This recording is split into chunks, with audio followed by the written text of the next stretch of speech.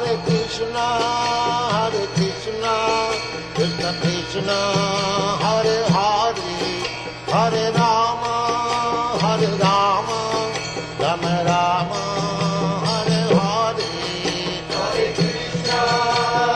Krishna, Krishna Krishna, Hare Hare, Hare Rama, Rama Rama. Hare Krishna. I am Rajarsi Dasa. Welcome to Hare Krishna today. On today's program, we're continuing our discussion, lessons from the Bhagavad Gita. This is an observance of Bhagavad Gita Jayanti, or the occasion on which Lord Krishna revealed Bhagavad Gita, the greatest wisdom known to man 5,000 years ago. On our last program, we discussed the various aspects of our personality, that we are the eternal soul within this body, but we have a body which we identify with.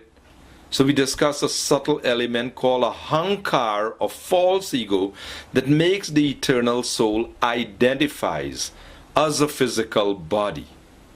Then we discussed the mind, the functions of the mind, thinking, feeling, and willing. We discussed the intelligence that analyzes or reasons and rationalizes.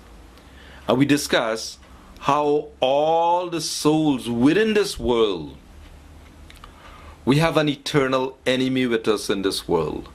And that is lust, a burning, uncontrolled desire that causes us to act in ways that are sinful, and it results in suffering.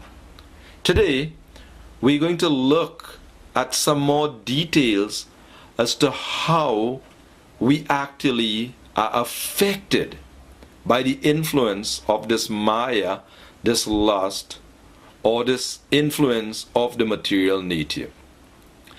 So, we're going to look at the basic formula. Misidentification of ourselves with a temporary physical body is the root cause of all our suffering. This is what we're going to begin our premise with. That by the mistake of the eternal soul identifying with a temporary physical body, this is the root cause of all our sufferings.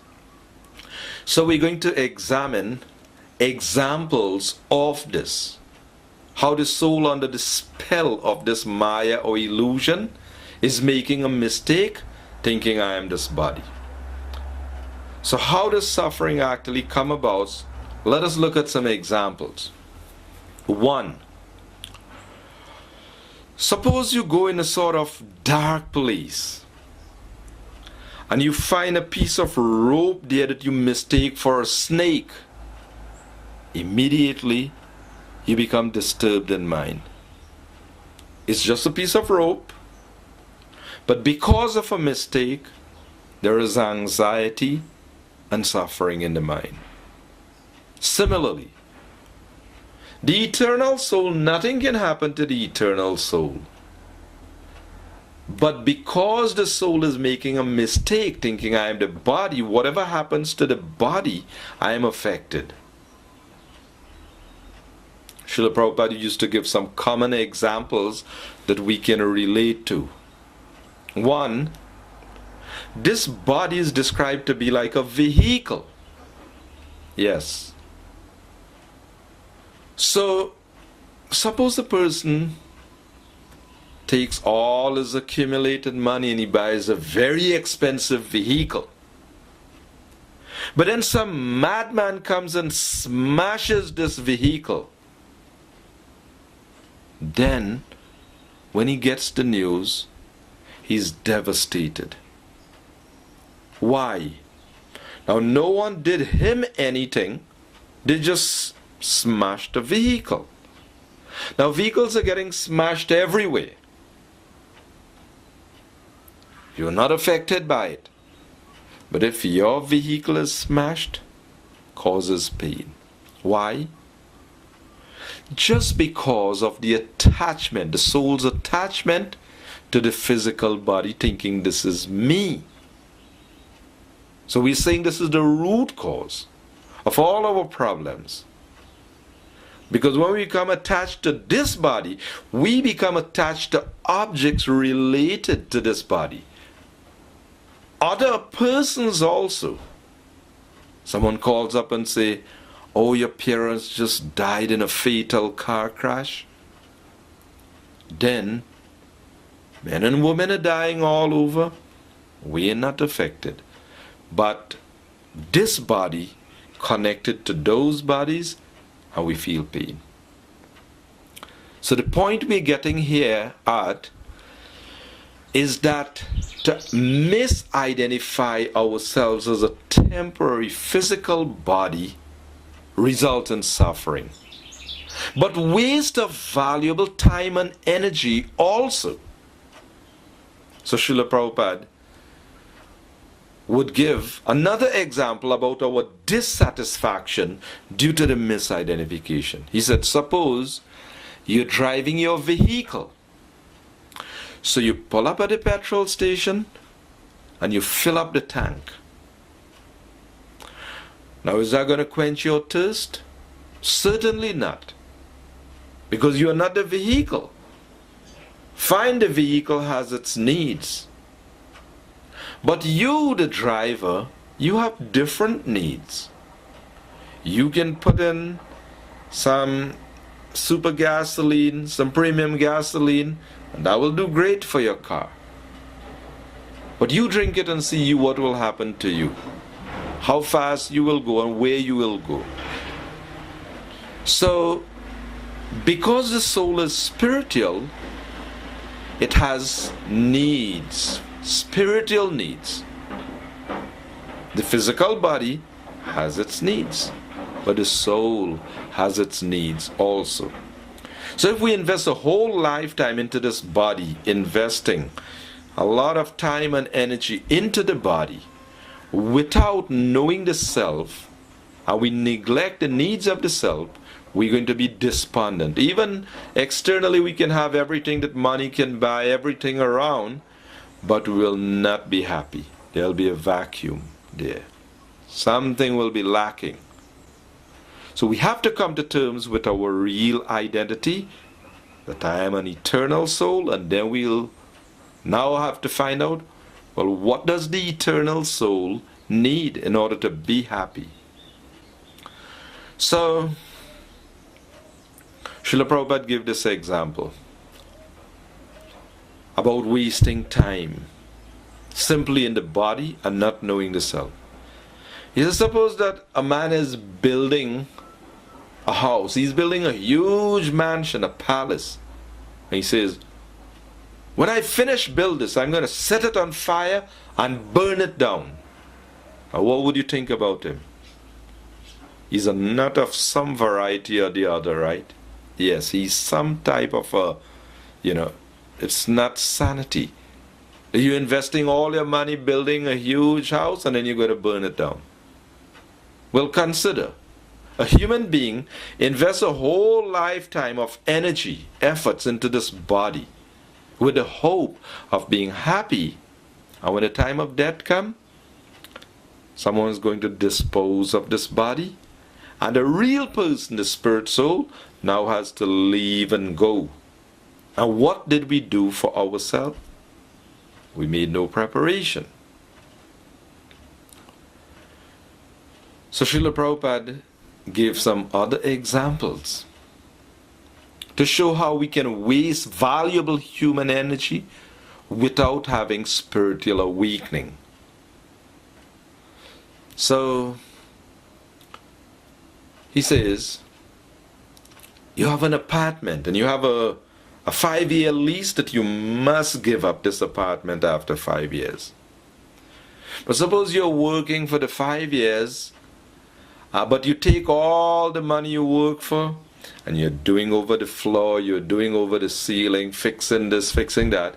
And when 5 years up, You have to leave and go, and you didn't save a cent for when you leave where you're going to go. You made absolutely no preparation. Is this very intelligent? Well, this is what happens when we are deluded by this maya, this illusion, this ignorance, and we do not wake up to the self and the needs of the self. We waste valuable time and human energy simply taking care of the body, and then the body is finished, and the eternal person, the soul, has to leave and go, and no preparation is made for the soul. Or yet another example. You're working your whole lifetime, and you think, yes, later on, when I retire, I'm going to have all this accumulated money, and then I'm going to enjoy myself. But then, after retirement, when time you go to withdraw, then you are shocked. They say, but you have no money in your account.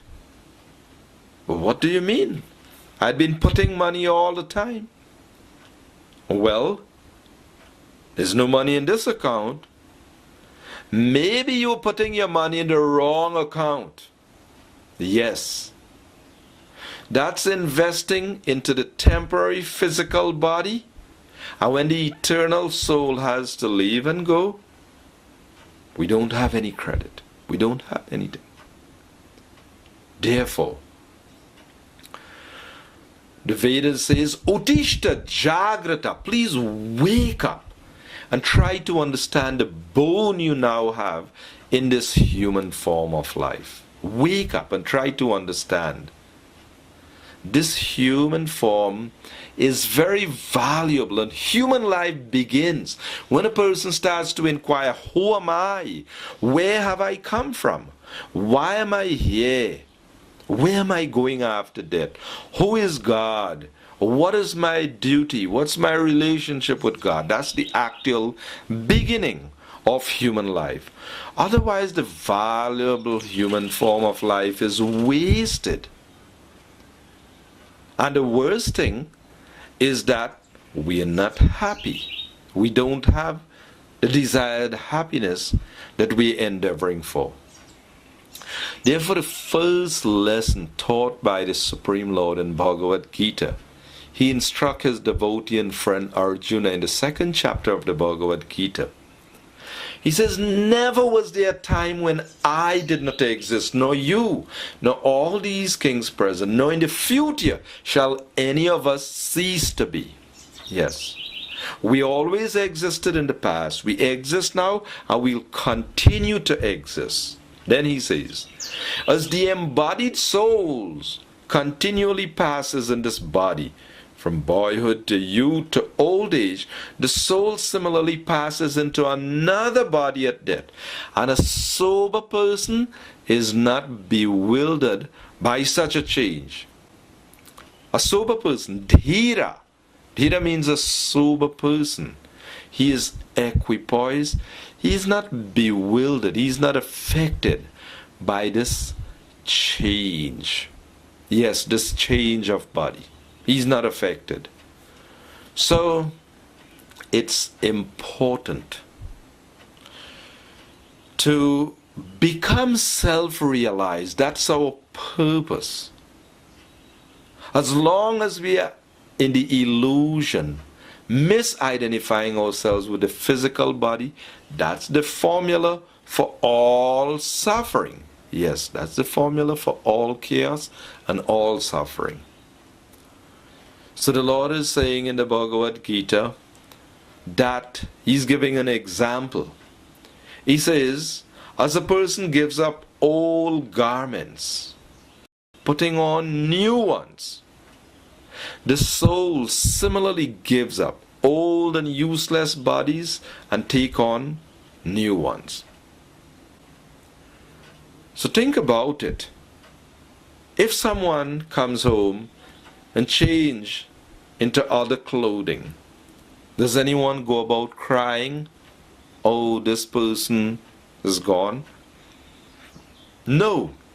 we understand that this person has just changed his garments. That's all. So, dhira, a sober person, is not affected when there's a change of body. He knows that the soul has just given up an old and useless body and would take on another body. So in Bhagavad Gita, Lord Krishna has no intention of just giving us a bunch of theoretical information and that's it. No.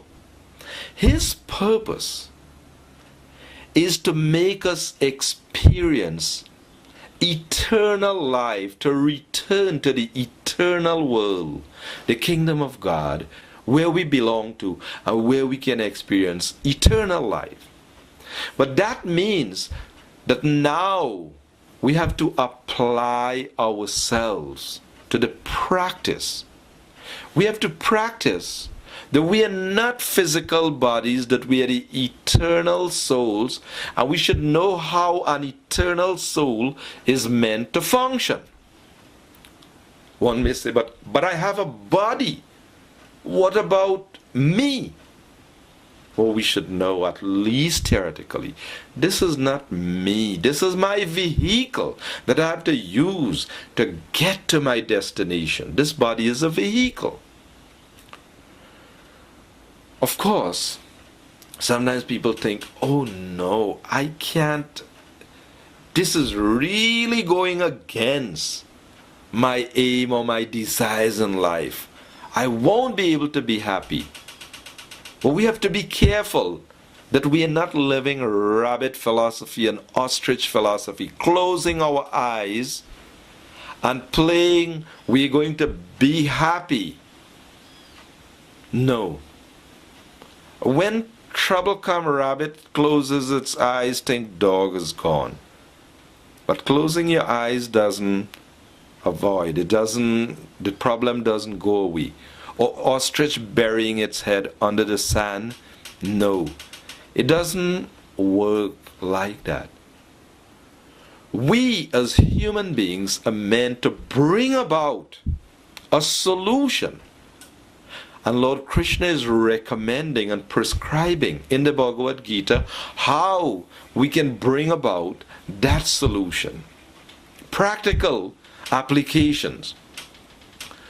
So one, after instructing Arjuna that you are not the temporary physical body, he said this non-permanent experience of heat and cold and happiness and distress, all these things, he says they come and go like winter and summer seasons, and a person has to learn to tolerate them without being disturbed.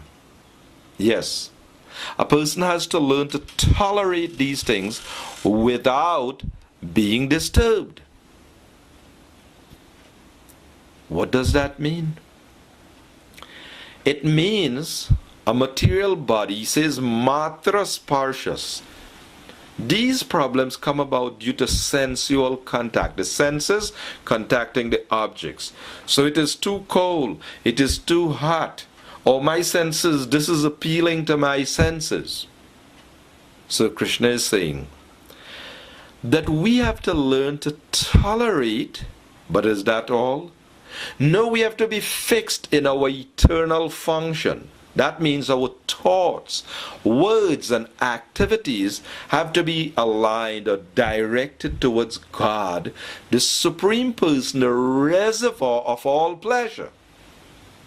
And that's what makes Bhagavad Gita different from many other scriptures, because it is given directly by God, and he's telling Arjuna in the Bhagavad Gita, I am telling you everything about this phenomenal world, about this manifestation, the souls, and everything about myself. And knowing this, there shall be nothing further to be known. So when we learn from Bhagavad Gita about Krishna, the all-attractive, the reservoir of all pleasure, then we learn that by yoga practice, yoga. The English word yoke comes from the Sanskrit word yog, which means to unite, to link. So when we practice with the very senses linking up our eyes, beholding the beautiful form of the Lord, our tongue in chanting the holy names of God, our tongue in honoring sanctified food prepared and offered to God with love and devotion. When we utilize the physical body by linking it with Him, the reservoir of all pleasure, then we can experience actual, eternal pleasure.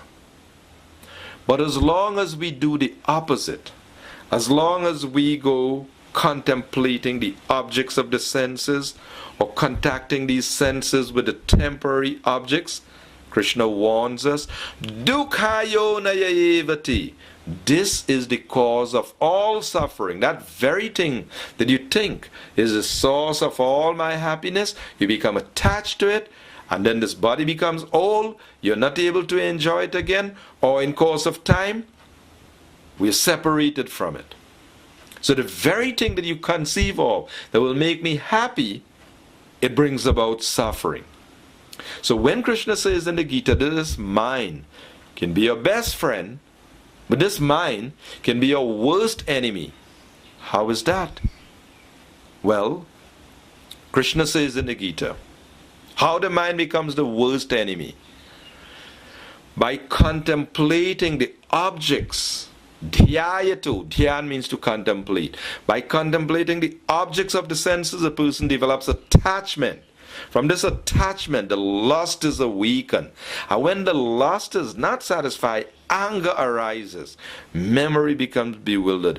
Intelligence is lost. The person acts in a way that is not proper, and he gets the reaction. So the mind, this very mind, can become our enemy and degrade us by taking us into sense gratification. But Krishna says, the very mind can be your best friend. How? He says, Man manabhava mad bhakto madhyajimang namaskuru. You always think of me. Become my devotee. Worship me. Offer your homage unto me. And surely you will come to me. I promise you this. Because you're my very dear friend. That's when the mind become our best friend. Because by contemplating, Krishna says, always think of me. Become my devotee. Worship me. And surely, he says, I promise you, you will come to me. That's how the mind becomes the best friend. When we are linked up to the Lord. Then the Lord is the reservoir of all pleasure. Govinda means he gives pleasure to the senses. Krishna means all attractive. Rama means the reservoir of all pleasure. So this practice, the chanting of the names of God, Hare Krishna, Krishna Krishna, Hare Hare, Hare Rama, Rama Rama, Hare Hare.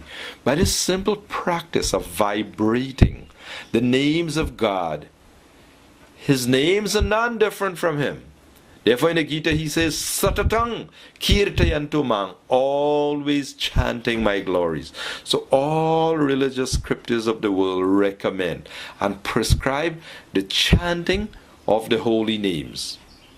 So we recommend that if anyone takes up seriously this meditation, this practice of chanting the names of God, they can awaken the soul's natural spiritual pleasure. And when we experience this natural spiritual pleasure, we'll be able to give up all different material objects and devices of this world. But failing to do so in the human form, we lose the human form and we go down into the lower species, 8,400,000 species, that brings about great suffering.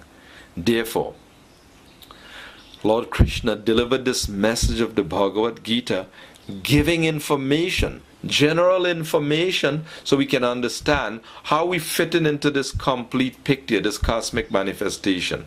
And most important, he gives us information about how to mold or guide our thoughts, words, and actions so we can bring about permanent happiness and we can give up the miseries of this world. And it begins by chanting Hare Krishna, Krishna Krishna, Hare Hare, Hare Rama, Rama Rama, Hare Hare. I am Rajarsi Das saying Hare Krishna, and do join us again next week for a continuing presentation.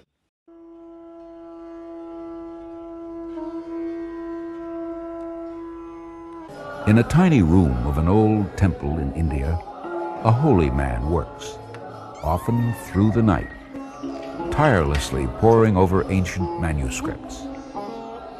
He is A.C. Bhaktivedanta Swami Prabhupada, known as Srila Prabhupada, who is the most recent representative of a long, unbroken succession of scholars who have preserved and transmitted India's spiritual heritage through the ages. From this humble beginning, Srila Prabhupada started a spiritual movement that has reached unprecedented international proportions within a few short years. He astonished academic and literary communities worldwide by writing 80 books in a 7-year period. Srila Prabhupada is responsible for putting the Bhagavad Gita into the homes of more people than any other person in history. And now, the Bhagavad Gita.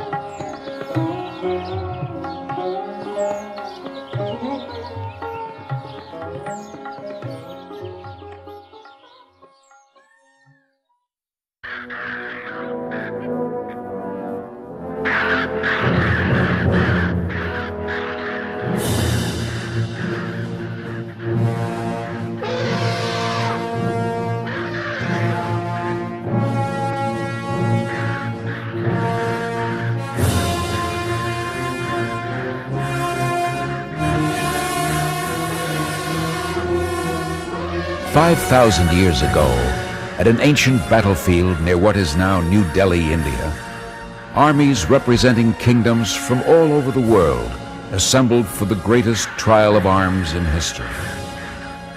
A family dispute over the throne had developed into a worldwide conflict between righteousness and tyranny. Here, between opposing armies, with friends and relatives on both sides, seeing brothers armed against brothers, the saintly Arjuna discloses his anguish to his intimate friend, who has assumed the role of Arjuna's chariot driver.